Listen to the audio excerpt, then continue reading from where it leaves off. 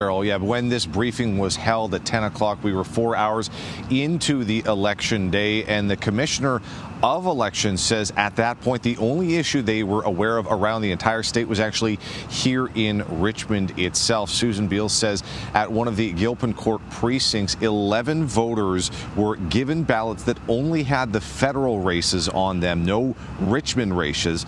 She says the issue is considered resolved as those ballots are no longer being handed out, but that adds those 11 people did not get a new ballot to vote again. Brendan King talked to one of those voters, and we'll have that in just a moment. Now, some other items of note from the briefing. Beals says a record number of Virginians, over 6.3 million, are registered to vote.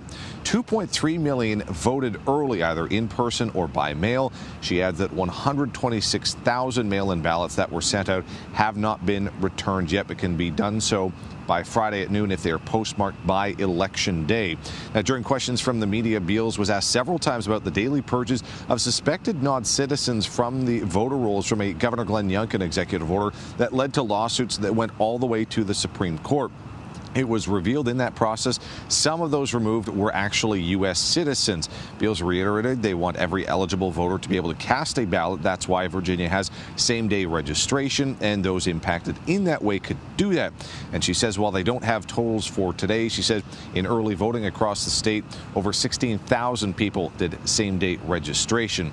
Now, we've been reporting around 1,600 people were removed in this purge since Youngkin's order in August, and Beals says that number hasn't changed since October 14th, which was before the lawsuits. Ed explains why.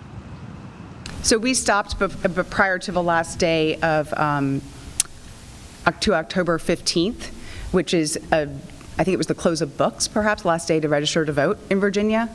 And so that sort of naturally, that's normally when we close out our list maintenance practices. Now, Beals will be holding two more briefings today at 4 and 9 p.m.